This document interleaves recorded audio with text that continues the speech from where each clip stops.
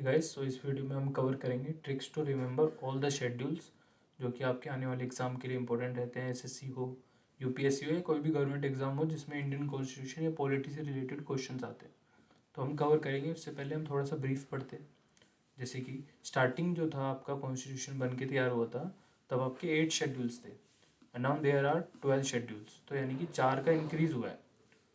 तो question important क्या रहेगा कि जो ये 4 हैं ये कब कब ऐड हुए प्लस ये क्या क्या है, राइट। तो इससे अलावा क्वेश्चन बनेगा नाउ ये 26 नवंबर 1949 ये आपकी वो डेट है जब आपका कॉन्स्टिट्यूशन अडोप्ट हो गया था, राइट, या फिर बन के तैयार हो गया था, तो ये इंपॉर्टेंट डेट है।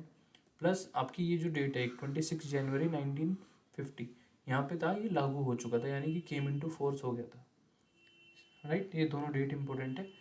प्लस अब ट्रिक से जाने से पहले मैं आपको सिर्फ ये रिक्वेस्ट रहेगी कि आप पहले बेसिक पढ़ लें, क्योंकि ट्रिक पे तब जाते हैं जब आपको थोड़ा सा बेसिक पता हो, यानी कि आप सारे शेड्यूल्स खुद एक बार रीड कर लें, पूरा उनके नॉलेज, देन आप ट्रिक पे जाएं तो ज़्यादा बेटर रहेगा। चलो अब हम ट्रिक पे चलते हैं। तो ट्रिक क्या है आपकी, टीयर्स ऑफ ओल्ड पीएम। तो देखो ये टोटल जो है 12 अल्फ़ाबेट है और आपके शेड्यूल्स कितने हैं, 12। यानी कि जो ईच अल्फ़ाबेट है ये आपका रिप्रेजेंट करता है आपका शेड्यूल को। जैसे कि T represent for territories, E represent for emoluments and further on. अब हम डिस्कस करेंगे एक एक को करके। यानी कि टी का मतलब क्या है, टेरिटरीज, यानी फिर यूनियन टेरिटरीज एंड स्टेट्स। ये सिर्फ इसका मतलब यही है। और अभी करंट में हमारे 28 स्टेट्स हैं एंड 8 यूनियन टेरिटरीज हैं, राइट। नाउ मूविंग फॉरवर्ड, अब आता है ई सेकंड, ये रिप्रेजेंट है और फॉलोइंग ऑर्डर में भी है बेसिकली, यानी कि फर्स्ट का मतलब टेरिटरी से रिलेटेड ही है एंड सेकंड का मतलब है इमोल्यूमेंट्स। बट मैं इसको याद नहीं रखता, मैं इसको एक्सपेंस याद रखता हूँ। एक्सपेंस, खर्चे।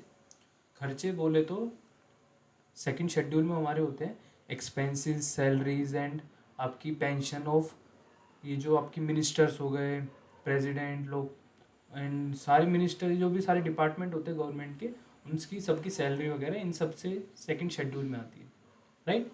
देन थर्ड होता है आपका ओथ एंड अफर्मेशंस, ठीक है। डायरेक्ट क्वेश्चन बनता है कि अफर्मेशन जो है वो कौन से शेड्यूल में, तो आपको टीयर्स से आप याद करोगे कि भाई थर्ड पे आता है, यानी कि थर्ड शेड्यूल होगा।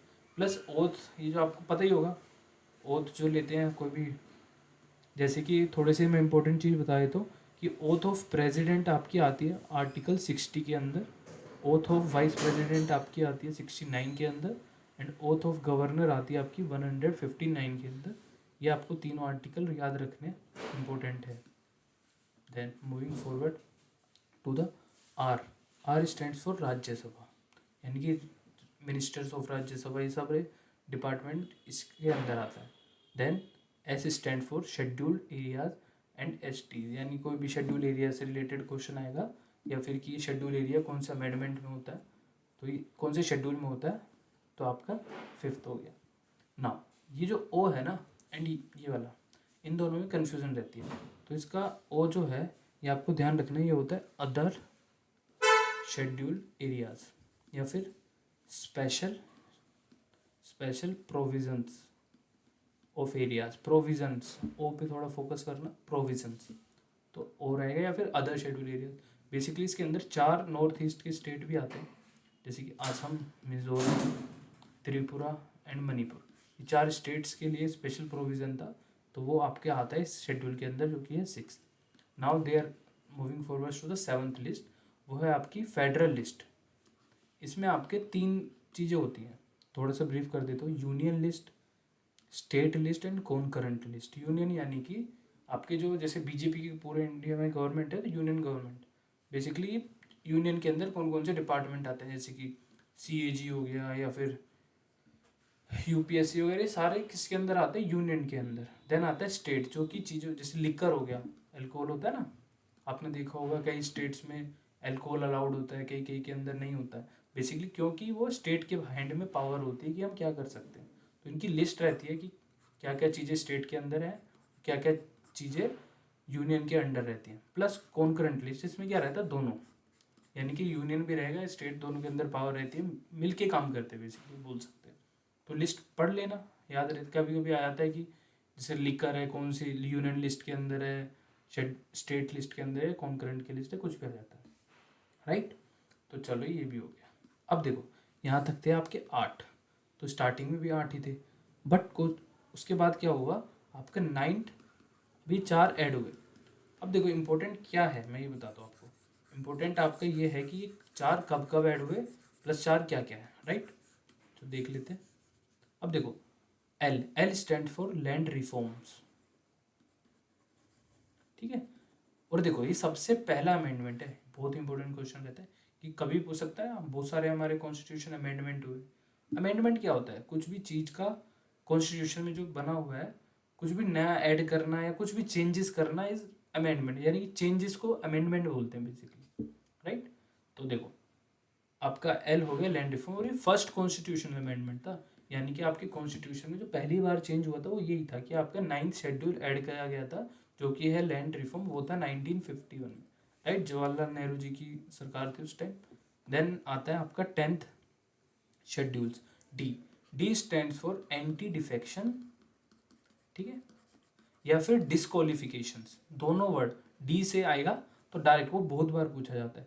प्लस आपसे ये भी पूछा जाता है भी कब ऐड हुआ था, ये था आपका 52 कॉन्स्टिट्यूशनल अमेंडमेंट, ठीक है, ये आपके ऐड हुआ था 1985 में, ठीक है, ये भी हो गया भाई।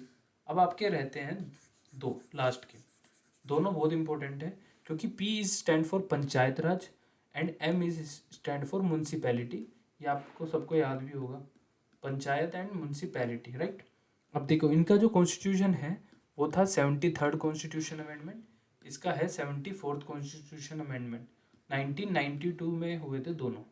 बट एक और क्वेश्चन इनसे अब पूछा जाता है कि इनके अंदर कितने सब्जेक्ट हैं, सब्जेक्ट या फिर कितने डिपार्टमेंट्स हैं, या सब्जेक्ट बोलते हैं उनको। तो देखो इसका एक छोटी सी ट्रिक है, देखो ये 92 है, इसको उल्टा कर दोगे तो 29 होता है, तो पंचायत के अंदर आपके 29 सब्जेक्ट्स हैं। अब देखो 92, 9 इंटू 2 क्या होता है 18, राइट। तो इसके अंदर म्यूनसिपैलिटी के अंदर आपके 18 सब्जेक्ट्स हैं, राइट। तो ये आपका हो गया सारे आपके शेड्यूल्स। प्लस मैं आप एक बार ऑफिशियल लैंग्वेजेस का बता देता हूँ 8th का, ऑफिशियल लैंग्वेजेस, राइट।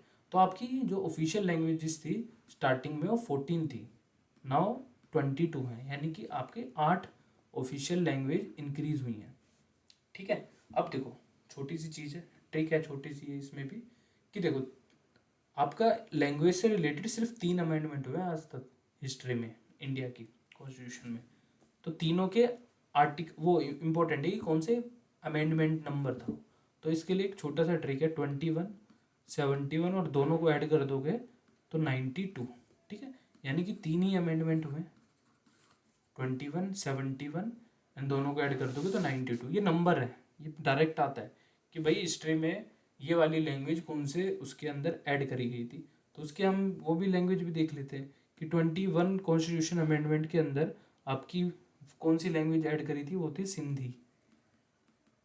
देन आता है 72, उसके अंदर आपकी करी थी नेपाली, मणिपुरी एंड कोंकणी, राइट। आप देख सकते हैं 92 के अंदर आपकी 4 ऐड हुई थी, वो थी मैथिली, बोडो, डोगरी एंड संथाली, ठीक है। आप चारों पढ़ सकते हैं। मेन क्या है कि ये जो आर्टिकल का अमेंडमेंट है नंबर है, ये इंपॉर्टेंट है कि ये आपसे बार बार पूछा जाता है।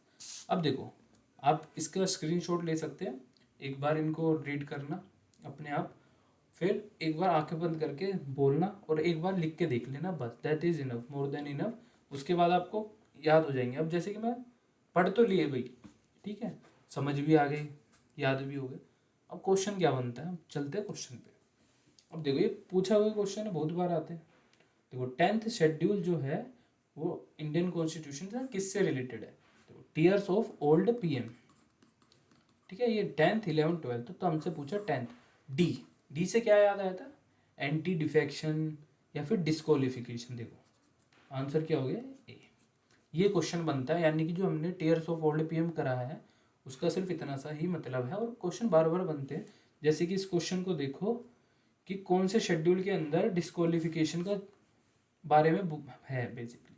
अब देखो दोनों सेम क्वेश्चन है, लैंग्वेज अलग है, और ये 6 से 7 पर बहुत सारे बार पूछा गया है, तो आपको डायरेक्ट याद हो गया, देखो ओल्ड पीएम 10th है भाई। तो ऐसे क्वेश्चन आते हैं, 2-3 और देख लेते हैं। देखो, to the given protection land reforms, old PM, L कौन से नंबर पे है, 9th, प्लस ये फर्स्ट कॉन्स्टिट्यूशन अमेंडमेंट भी था हमारा, तो 9th आंसर हो गया। सिर्फ इतना सा मतलब है स्ट्रिक्ट सा, और बार बार क्वेश्चन आते हैं तो इम्पोर्टेंट है आपके लिए। अब देखो 6th कॉन्स्टिट्यूशन अमेंडमेंट जो था वो आपके शेड्यूल्ड ट्राइब्स वगैरह, शेड्यूल स्पेशल प्रोविजंस, इन सब के लिए था। तो उसमें कौन कौन से स्टेट्स थे, मैंने बताए थे 4 थे, मेघालय, त्रिपुरा, मिजोरम एंड आसम। ये चारों का नाम आपको याद होना चाहिए, राइट। चलो, which of the following deals with the territories. देखो टीयर्स स्टार्टिंग ही किससे है, टेरिटरीज से, तो बस हो गया फर्स्ट। तो ये ही सिर्फ old tears of old PM जो है इसके आप याद रखना, प्लस ऑफिशियल लैंग्वेजेस की जो मैंने 3 बताई है, 21, 71 और 91 ऐड कर दोगे तो, दोनों को ऐड करोगे तो ये आता है। ये ट्रिक याद कर लेना, प्लस वो जो लथी 73rd एंड 74th अमेंडमेंट, इनका पंचायती एंड म्यूनसिपैलिटी का, और इनके सब्जेक्ट। कुल मिला के थोड़ी बहुत चीज़ें हमने याद करी, धीरे धीरे आगे अगली वीडियोज़ में भी करेंगे ऐसी ऐसी चीज़ें। तो आई होप आपको ये सब समझ आया हो और हेल्पफुल रहे। Thank you and have a nice day.